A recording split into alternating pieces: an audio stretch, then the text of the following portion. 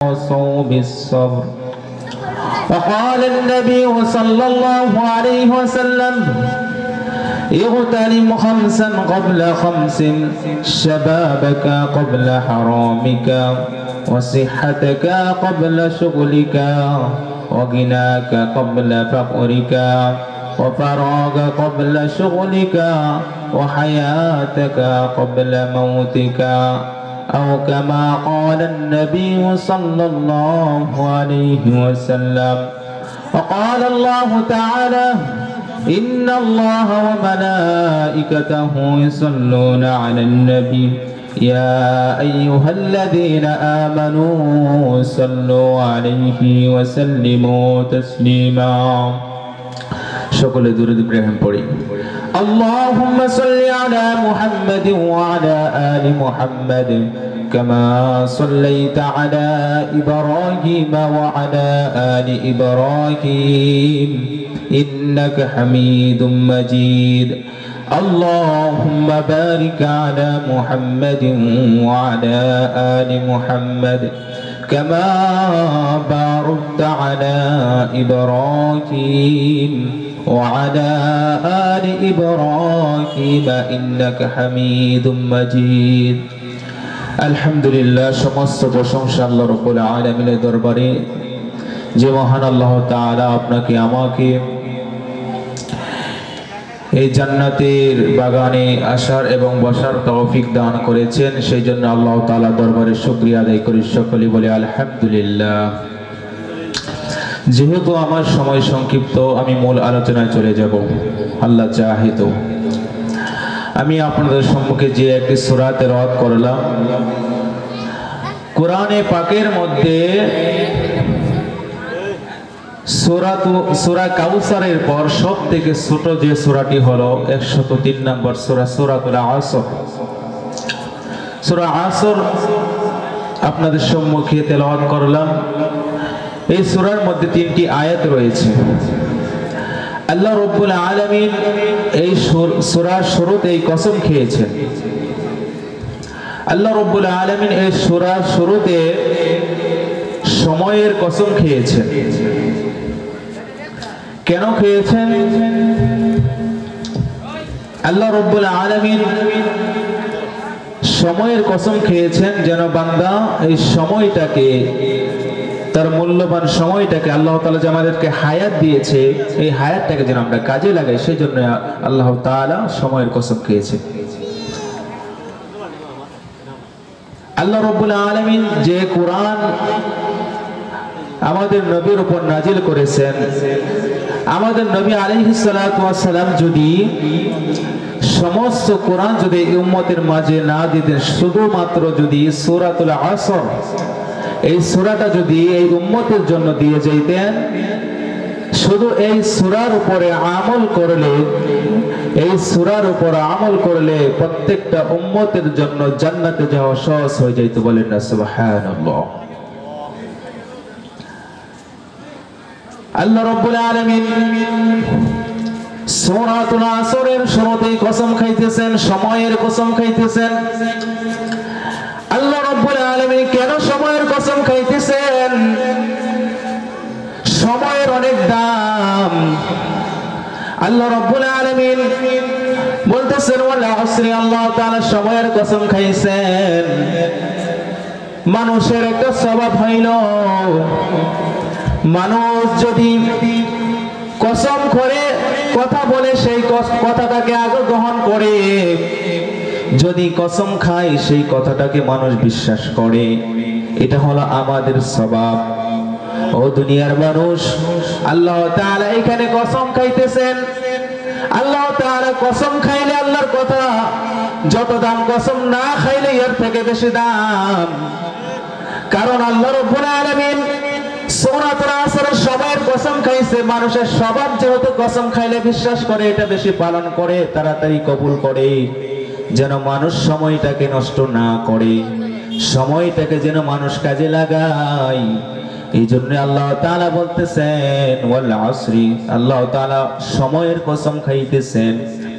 ইমাম শাফিঈ রাহমাতুল্লাহি আলাইহি বলেন, আল্লাহ রাব্বুল আলামিন সমস্ত কোরআন যদি কোরআন শরীফের মধ্যে যত সূরা রয়েছে 114টা সূরা যদি এই উম্মতের জন্য যদি না দিতেন, শুধুমাত্র সূরাতুল আসর যদি আল্লাহ তাআলা আল্লাহর হাবিব এই উম্মতের জন্য যদি দিতেন, যদি রেখে যাইতেন, উম্মতের জন্য জান্নাতে যাওয়া সহজ হয়ে যাইত। বলেন না সুবহানাল্লাহ। ও দুনিয়ার মানুষ, আল্লাহ রাব্বুল আলামিন পরে বলতেছেন ইন্নাল ইনসানা লাফি খুসর, নিশ্চয় যত মানুষ রয়েছে প্রত্যেকটা মানুষ ধ্বংসের দিকে নিমজ্জিত। আজকে দেখেন, আজকে গরিব হোক, ধনী হোক, বড়লোক হোক, বাদশা হোক, রাজা হোক, প্রত্যেকের দিন যাচ্ছে, মানে প্রতিটা সময় যাচ্ছে, মানুষের হায়াত কমতেছে, ঠিক কিনা? কোন দিক দিয়ে মানুষ ধ্বংসের দিকে নিমজ্জিত রয়েছে? মানুষ হায়াতের দিক দিয়ে। এই জন্যই তো আল্লাহ তাআলা সময়ের কসম খাইতেছেন। বরফ যেভাবে গলে শেষ হয়ে যায়, ফ্রিজ থেকে বরফ বের করার পর যেভাবে বরফটা গলে পরে পরে ওইভাবে ক্ষয় হয়ে যায়, শেষ হয়ে যায়, ঠিক তেমনি ভাবে মানুষের সময়গুলো শেষ হয়ে যায়। এই জন্যই সময়টাকে কাজে লাগাও, সময়টাকে কাজে লাগাও। এখনো সময় আছে, তওবা করো, তওবা করে আল্লাহর দিকে ফিরে আসো। আল্লাহ তাআলা তোমাকে এত লম্বা হায়াত দিয়েছে, এত লম্বা হায়াত দিয়েছে। আল্লাহ তাআলা তোমাকে কিসের জন্য দিয়েছে? আল্লাহর ইবাদত করার জন্য। আজকে এই দুনিয়ার মধ্যে পড়ে আল্লাহর নাফরমানি করতেছে, আল্লাহর হুকুমগুলো মানতেছে না, আল্লাহর ইবাদতগুলো করতেছে না, অথচ নিজেকে খাঁটি মুসলমান দাবি করে, খাঁটি ইমানদার দাবি করি। আল্লাহর হাবিব সাল্লাল্লাহু আলাইহি ওয়াসাল্লাম বলতেছেন, তোমার জীবন থেকে 5 জিনিস চলে যাওয়ার আগে 5 জিনিসের কদর করবা। 5 জিনিস চলে যাওয়ার আগে, তুমি তোমার জীবন থেকে নষ্ট হওয়ার আগে তুমি তোমার 5 জিনিসের কদর করবা, 5 জিনিসের তুমি কদর করবা। আল্লাহর হাবিব সাল্লাল্লাহু আলাইহি ওয়াসাল্লাম বলতেছেন, ইগতানিম ক্বাবলা খামসিন, 5 জিনিস চলে যাওয়ার আগে 5টা জিনিসের কদর করবা। শাবাবাকা ক্বাবলা হারামিকা, তোমার যৌবনকালটা অনেক দাম, এই যৌবনকালটা তুমি নষ্ট করবা না। বৃদ্ধকাল আসার আগে তুমি তোমার যৌবনকালটাকে যদি আল্লাহর ইবাদত কাটাইতে পারো, আল্লাহর ইবাদত যদি করতে পারো, তাহলে তোমার জিন্দেগিটা সুন্দর হবে, আখিরাতের রাস্তাটা সুন্দর হবে। এই জন্যই আল্লাহর হাবিব বলে, তুমি তোমার বৃদ্ধকাল আসার আগে তুমি তোমার যৌবনকালটাকে নষ্ট করবা না। আজকে ঘন্টার পর ঘন্টা আমরা বিভিন্ন খারাপ কাজের মধ্যে লিপ্ত হইতেছি, বিভিন্ন খারাপ কাজ করতেছি, মোবাইলের গুনাহ করতেছি, চোখের জিনা করতেছি, প্রত্যেকটা অঙ্গ প্রত্যঙ্গের গুনাহ হইতেছে। অথচ আল্লাহর হাবিব বলেন, তুমি তোমার যৌবনকালটাকে কাজে লাগাইবা। সময়ের অনেক দাম। রং ধনু দেখবেন কিছু সময়ের জন্য উঠে, মানুষের হায়াতটাও এমন, যেমনি ভাবে রং ধনু বিলীন হয়ে যায়, একদিন না একদিন মাইকের মধ্যে আপনার নামটা, আমার নামটাও এলান হবে। দুনিয়া, এই দুনিয়া থেকে একদিন না একদিন আপনার আমার চলে যেতে হবে, এই দুনিয়ার মায়া ত্যাগ করে চলে যেতে হবে। এই জন্যই আল্লাহ হাবিব বলেন, শাবাবাকা ক্বাবলা হারামিকা, বৃদ্ধকাল আসার আগে তুমি তোমার যৌবনকালটাকে কাজে লাগাইবা। দ্বিতীয় নাম্বার হলো ওয়াসিহ্হাতাকা ক্বাবলা শুগলিকা, যখন তুমি সুস্থতার নিয়ামত পাইবা, তখন তুমি তোমার সুস্থতার নিয়ামতটাকে কাজে লাগাইবা অসুস্থতা আসার আগে। সুস্থতার অনেক বড় নিয়ামত। আজকে আপনি ভালো হাসপাতালে যাইবেন, একজন একজন অসুস্থ ব্যক্তিকে জিজ্ঞেস করবেন, কিন্তু সেই অসুস্থ ব্যক্তিকে জিজ্ঞেস করবেন সে কেমন আছে, সে বলবে ভাই আমি ভালো নেই। সুস্থতার নিয়ামত অনেক বড় নিয়ামত। অসুস্থতা হওয়ার আগে তুমি তোমার সুস্থতার নিয়ামতটাকে কাজে লাগাইবা। যদি তুমি এইটা যদি করতে পারো, তোমার জন্য আখিরাতের রাস্তা সহজ হয়ে যাবে। ও দুনিয়ার মানুষ, তৃতীয় নাম্বার আল্লাহ হাবিব বলে ওয়াগিনাকা ক্বাবলা ফাকরিকা। তুমি যখন তোমার ধন সম্পদ থাকবে, তখন তুমি তোমার ধন সম্পদটাকে তুমি ব্যয় করবা না, খারাপ কাজে তুমি ব্যয় করবা না, মদের আড্ডায় তুমি ব্যয় করবা না, জুয়ার আড্ডায় তুমি ব্যয় করবা না।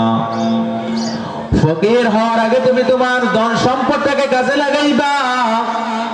ধন সম্পদটাকে তুমি গুনার কাজে ব্যয় করবা না। যদি এটা করতে পারো, তোমার জন্য আখিরাতের রাস্তা সহজ হয়ে যাবে। 4 নম্বর হলো ওয়াফারাগা ক্বাবলা শুগলিকা। যখন তুমি অবসর সময় পাইবা, তখন তুমি রবের ইবাদত করবা। অবসর সময়টাকে কাজে লাগাইবা ব্যস্ততা আসার আগে। অবসর সময়টাকে কাজে লাগাইবা ব্যস্ততা আসার আগে। 5 নম্বর হলো ওয়াহায়াতাকা ক্বাবলা মাউতিকা। তুমি তোমার মৃত্যু আসার আগে তুমি তোমার হায়াতটাকে কাজে লাগাইবা। রং তামাশা করে এই দুনিয়ার মধ্যে তুমি তোমার হায়াতটাকে নষ্ট করবা না। রং তামসা করে তুমি তোমার হায়াতটাকে নষ্ট করবা না। এই হায়াতের অনেক দাম। এই যে আমি কথা বলতেছি 10 মিনিট বা 5 মিনিট কথা বলতেছি, আমার হায়াত থেকে 5টা মিনিট চলে গেল। আমার জিন্দেগি থেকে, আমার জীবন থেকে 5টা মিনিট চলে গেল। হায়াতের অনেক দাম। এই জন্যই আল্লাহ তাআলা সূরাতুল আসরের শুরুতে সময়ের কসম খাইতেছেন। কেন খাইতেছেন? সময়ের অনেক দাম। ও দুনিয়ার মানুষ, কার মৃত্যু কখন হবে কেউ বলতে পারে না। আল্লাহ রাব্বুল আলামিন 5টা জিনিসের ইলম তার কাছে রেখে দিয়েছেন। এর মধ্যে হলো কার মৃত্যু কখন হবে এটা কেউ বলতে পারে না। নবী আলাইহিস সালাতু ওয়াস সালাম তারাও বলতে পারে না। আল্লাহ তাআলা মৃত্যু কখন কার হবে এটা কাউকে জানাই নাই। কেন জানাই নাই? আর এটা যদি মানুষ জানতো তাহলে মানুষ বিষ পান করত, কারণ তার জানাই আছে সে কখন মৃত্যুবরণ করবে। ও দুনিয়ার মানুষ, বেশি বেশি মৃত্যুর কথা স্মরণ করবা। তোমার হায়াত ফুরিয়ে যাওয়ার আগে তুমি তোমার হায়াতটাকে কাজে লাগাইবা। যদি কাজে লাগাইতে পারো, তাহলে তোমার জন্য আখিরাতের রাস্তা সহজ হয়ে যাবে। এজন্যই আল্লাহর ইবাদতের দিকে মনোযোগী হওয়া, আকাবিদের জীবনী বেশি বেশি পড়া। ইমাম আবু হানিফা রহমতুল্লাহি আলাইহি উনার জিন্দেগীর মধ্যে দেখা যায়, ওনার জিন্দেগীর মধ্যে দেখা যায় 40 বছর পর্যন্ত এশারের নামাজের ওযু দিয়ে ফজরের নামাজ পড়েছে। বলেন না সুবহানাল্লাহ। তাদের আমল কেমন ছিল? তাদের ইবাদত কেমন ছিল? আজকে আপনার আমার ইবাদতের হালত কেমন একটু বিবেচনা করে দেখেন। আজকে আপনার আমার ইবাদতের অবস্থা কেমন একটু চিন্তা করে দেখেন। আজকে আপনার ইবাদত মজা লাগে না, ভালো লাগে না? কেন ভালো লাগে না? আজকে আপনার আমার ইমানের মাঝে দুর্বলতা রয়েছে। আমরা বেশি বেশি গুনাহ করি, সেই জন্যই আমাদের কলব, আমাদের অন্তর মরে গিয়েছে। যদি জিন্দা অন্তর থাকতো তাহলে দুনিয়াতে ইবাদতে তার মজা লাগতো, রবের সাথে কথা বলতো।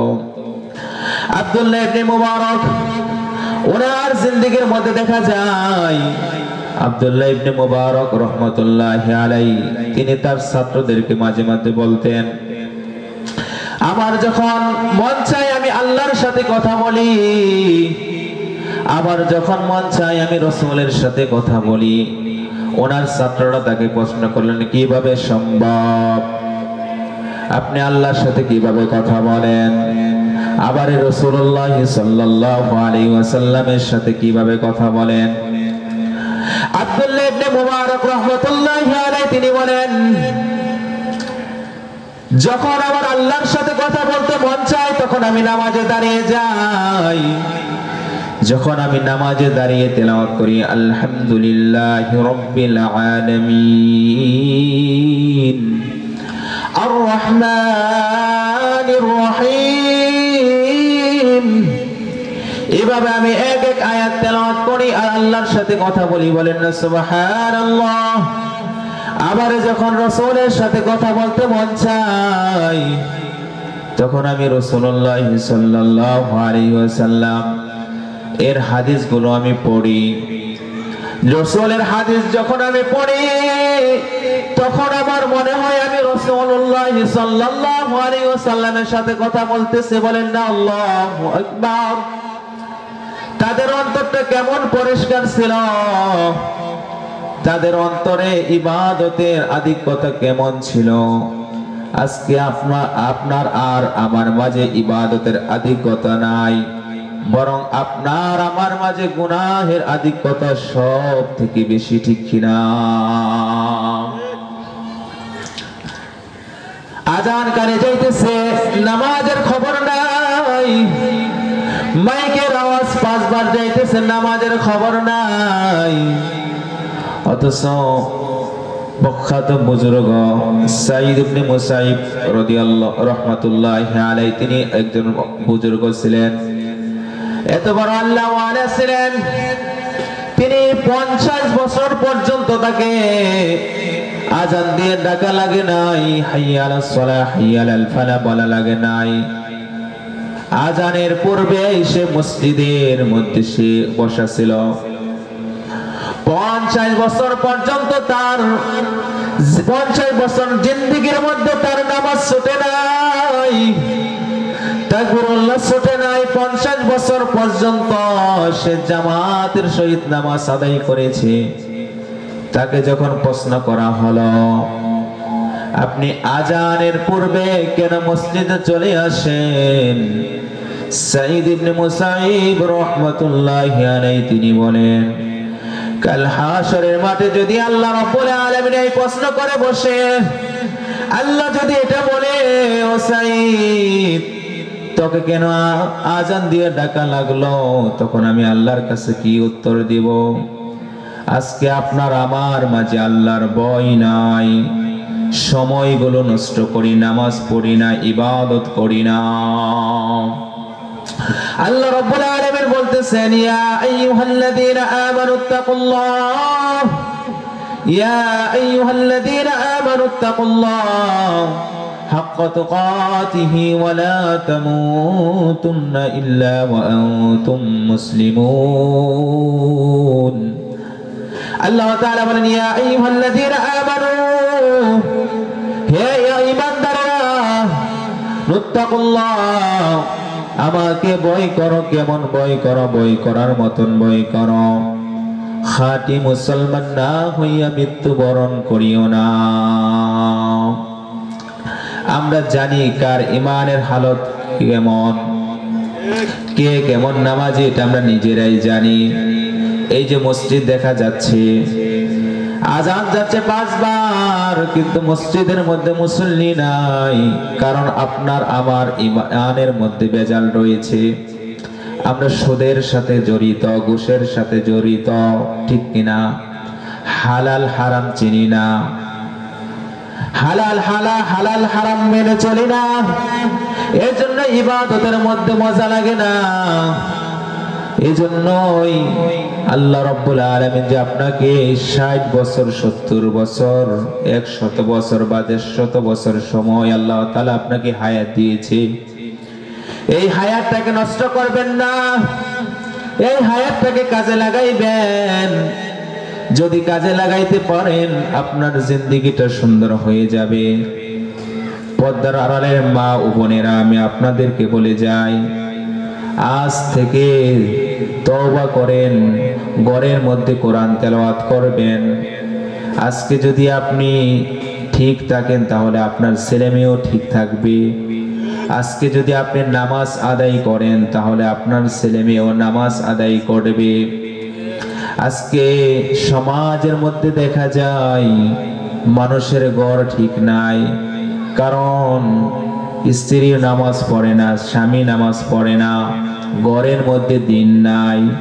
সময়গুলো নষ্ট করবেন না, সন্ধ্যার পরে টিভিগুলো ছেড়ে দিবেন না, আল্লাহর ইবাদতের মধ্যে কাটাইবেন, ঘরের মধ্যে তালিম চালু করবেন।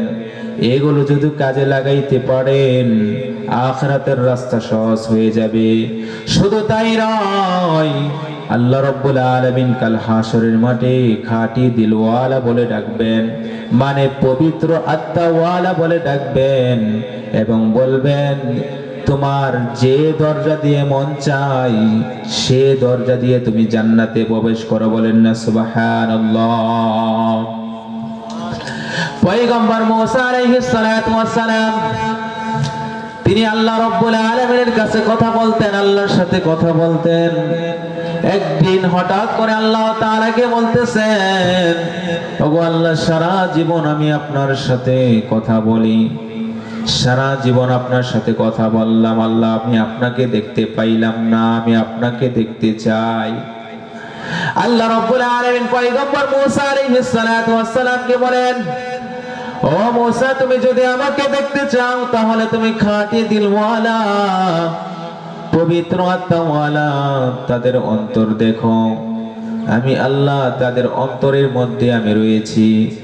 কারা পবিত্র দিলওয়ালা, পবিত্র আত্মাওয়ালা? কারা? দুনিয়াতে যারা গুনাহ করে না, যারা রবের হুকুমগুলো পালন করে, যারা নামাজগুলো আদায় করে, যারা পর্দা করে, যাদের ঘরে দিনের তালিম চালু থাকে, তারা হলো পবিত্র দিলওয়ালা। যারা ৬০-৭০ বছর হায়াত পাওয়ার পর এই হায়াতের সময়টাকে কাজে লাগায়, তারা হলো খাঁটি দিলওয়ালা, পবিত্র দিলওয়ালা। পয়গম্বর মুসা আলাইহিস সালাতু ওয়াস সালাম কে আল্লাহ রাব্বুল আলামিন বলে, তুমি তাদের অন্তর দেখো, আমি তাদের অন্তরের মধ্যে লুকায়িত রয়েছি।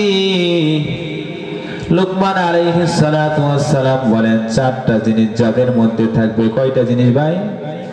৪টা জিনিস যাদের মাঝে থাকবে তাদেরকে আল্লাহ রাব্বুল আলামিন খাঁটি দিলওয়ালা বলে ডাকবেন, পবিত্র আত্মাওয়ালা বলে ডাকবেন। লুকমান আলাইহিস সালাতু ওয়াস সালাম ১০০ কিতাব গবেষণা করার পর, আসমানি কিতাব গবেষণা করার পর ৪টা জিনিস বের করলেন। এই ৪টা জিনিস যদি মানুষ মনে রাখতে পারে তার দ্বারা কখনো গুনাহ হবে না। ১ নাম্বার হলো জিকরুল্লাহ, সব সময় আল্লাহর জিকির করা। কি করা? সব সময় আল্লাহর জিকির করা। সুবহানাল্লাহ আলহামদুলিল্লাহ, এটা বলার নাম আল্লাহর জিকির। শুধু তাই নয়, জিকির মানে সব সময় যদি আল্লাহর ভয় রাখতে পারো, সব সময় যদি আল্লাহ তাআলার ভয় রাখতে পারো, মানে আল্লাহর স্মরণ রাখতে পারো, আল্লাহ রাব্বুল আলামিন কাল হাসরের মাঠে তোমাকে খাঁটি দিলওয়ালা বলে ডাকবেন। বলেন না সুবহানাল্লাহ। দ্বিতীয় নাম্বার হলো বেশি বেশি, এই যে বললাম সময়ের কথা। দ্বিতীয় নাম্বার হলো বেশি বেশি মৌতের কথা স্মরণ করা। কেউ যদি দিনে ৪০ বার মৃত্যুর কথা স্মরণ রাখতে পারে তার মৃত্যুটা হবে ঈমানের হালতে। বলেন না সুবহানাল্লাহ। নবী আলাইহিস সালাতু ওয়াস সালাম সাহাবীদেরকে বলতেন, বেশি বেশি মৃত্যুর কথা স্মরণ করো। কমপক্ষে দিনে ৪০ বার মৃত্যুর কথা স্মরণ করা। মৃত্যুর কথা যদি স্মরণ রাখতে পারি তাহলে আপনার আমার দ্বারা গুনাহ হবে না। ৪টা জিনিসের মধ্যে যে 2টা জিনিসের কথা বললাম, এই 2টা জিনিস বেশি বেশি স্মরণ রাখা এবং 2টা জিনিস বেশি বেশি বলে থাকা। 2টা জিনিস কি? 2টা জিনিস হলো, বলতেছেন 2টা জিনিস হলো, যদি তুমি কাউকে দান করো, দান করার পর কারো যদি উপকার করো, তুমি বলে যাইবা কারণ দানের দ্বারা তোমার মাঝে অহংকার আসতে পারে, তোমার দ্বারা তোমার ইবাদতের মধ্যে ঝামেলা হইতে পারে, এই জন্যই দান করার পরে তুমি বলে যাইবা। আরেকটা হলো কেউ তোমাকে গালিগালাজ করেছে, এটাও তুমি বলে যাইবা। এই চারটা সিফাত যদি তুমি রাখতে পারো, তুমি পবিত্র আত্মাওয়ালা হইয়া যাইবা। আল্লাহ তাআলা হাসরের মাঠে তোমাকে ডাকবেন খাঁটি দিলওয়ালা বলে, পবিত্র আত্মাওয়ালা বলে ডাকবেন এবং বলবেন যাও যাও যাও যাও, তোমার যে দরজা দিয়ে মন চাই সে দরজা দিয়ে তুমি জান্নাতে প্রবেশ করো। বলেন না সুবহানাল্লাহ। এই যে এতক্ষণ আলোচনা করলাম, হায়াতের অনেক দাম। আজকে থেকে তওবা করেন, জীবনে যা করেছেন আর করব না। আজকে থেকে তওবা করেন, নামাজগুলো আদায় করব, রব্বে কাবার হুকুমগুলো মানব, আল্লাহর ইবাদত করব, হায়াতের সময়টাকে কাজে লাগাইব। আজকে থেকে তওবা করেন, এখনো সময় আছে। আল্লাহ রাব্বুল আলামিনের দয়ার কোনো শেষ নাই, আল্লাহর মায়ার কোনো শেষ নাই। আল্লাহ রাব্বুল আলামিন 100 খুনের আসামিকে ক্ষমা করে দিতে পারেন। বলেন না সুবহানাল্লাহ। আজকে থেকে তওবা করবেন। যেহেতু সময় সংক্ষিপ্ত ছিল, আরো অনেক আলোচনা ছিল, এই অল্প সময়ে যা বললাম, আল্লাহ রাব্বুল আলামিন সবাইকে মানার এবং বোঝার তৌফিক দান করুক। সকলে বলি আমিন। এবং মাহফিলের এখন শুরুর অংশ, আল্লাহ তাআলা শেষ পর্যন্ত যারা আসবেন তাদেরকে সুন্দরভাবে আসার তৌফিক দান করুক। সকলে বলি আমিন। আসসালামু আলাইকুম ওয়া রাহমাতুল্লাহি ওয়া বারাকাতুহু।